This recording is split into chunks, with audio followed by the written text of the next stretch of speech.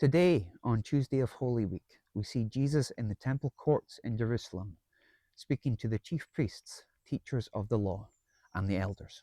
Jesus tells the Pharisees the parable of the tenants, where he describes a vineyard which the owner rents out to some tenants.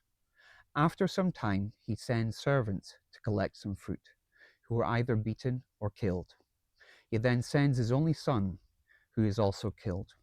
The owner gives the vineyard to other tenants afterwards. Jesus here is telling the Pharisees that he will be killed, as he knows their plans and knows what will happen to him. He is also saying that God is establishing a new covenant with Jesus as the foundation, after the Jews rejected words from God's prophets and from Jesus himself. This new covenant is a new way of doing things. In Mark 12:28-32, Jesus gives the greatest commandments. Love the Lord your God with all your heart, mind, soul, and strength, and love your neighbor as yourself. Jesus calls those under his new covenant to surrender our whole lives to him and follow. Jesus highlights to the Pharisees that it's not about the outward appearance, but the inside, what is only seen by our Heavenly Father. In Matthew 23:27 and 28, Jesus compares the Pharisees to whitewashed tombs, which look pristine and perfect on the outside, but inside are full of dead bones and are unclean. He is highlighting that their way is not the way of his new covenant. Look at the difference Jesus highlights in Mark 12:41-44. Jesus sat down opposite the place where the offerings were put and watched the crowd putting their money into the temple treasury.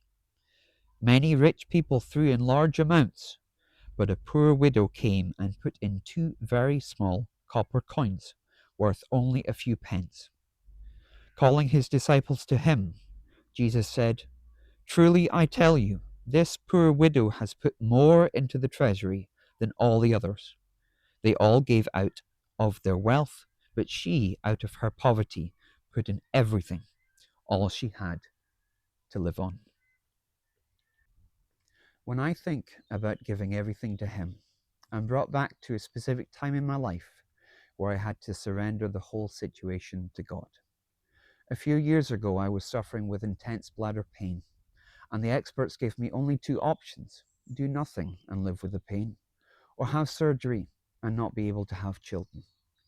Both options felt impossible to choose. While in tears on the floor, I cried out to God and surrendered the pain and a future family to him, trusting that he knows what is best for me. And here I am today, with the pain at a manageable level and about to become a father. How can you love God more with all your heart, soul, mind, and strength today?